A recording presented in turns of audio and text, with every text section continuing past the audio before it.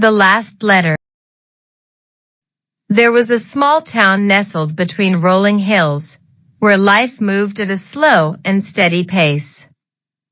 In this town lived an elderly man named Samuel, known by everyone for his gentle nature and kind heart.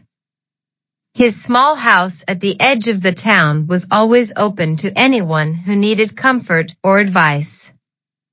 But what no one knew was that Samuel carried a deep pain from his past, one that had haunted him for over 40 years.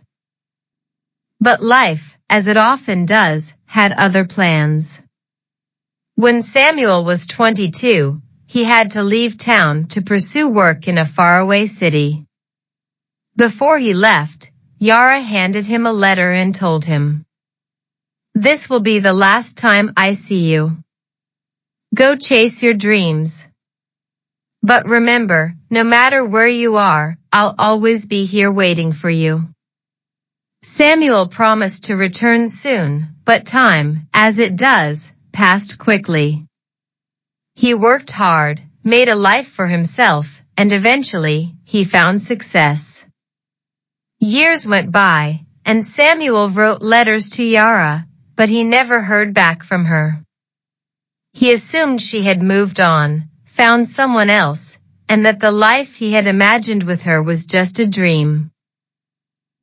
One rainy afternoon, years after his last letter, Samuel returned to his small town.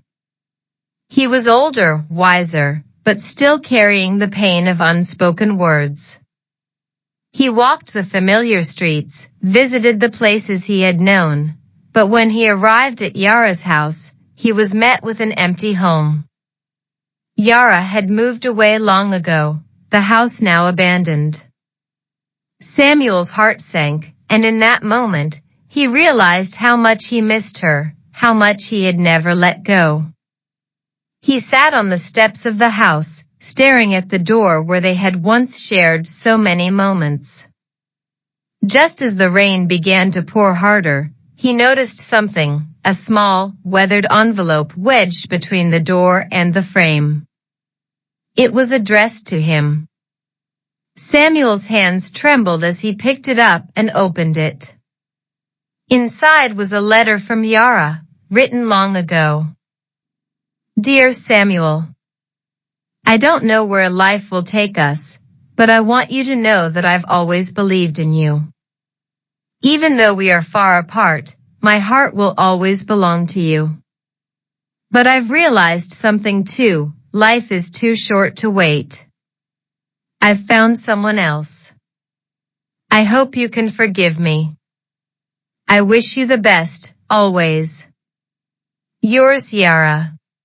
Samuel's chest tightened as tears blurred his vision. He read the letter again, trying to make sense of the words. He never knew that Yara had moved on, found love with someone else, and had continued her life while he was chasing his own dreams. He never knew that the silence in her letters had not been rejection, but a sign that she had to let go of him, as he had let go of her. As he sat there in the rain, Samuel understood something deeply that he had not before. Love is not about waiting for the perfect moment, the perfect person, or the perfect time. It's about the courage to live, to move forward, and to let go when the time is right. He had spent so many years holding on to the past, waiting for something that could never be again.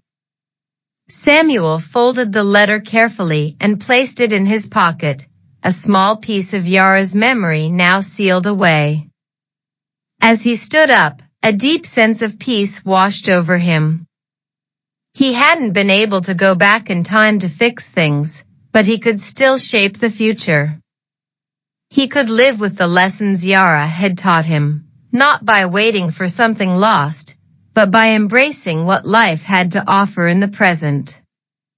Sometimes, the hardest thing we can do is to let go of the past. We hold on to memories, to people, to dreams that we think define us. But life moves on, and we must have the courage to do the same.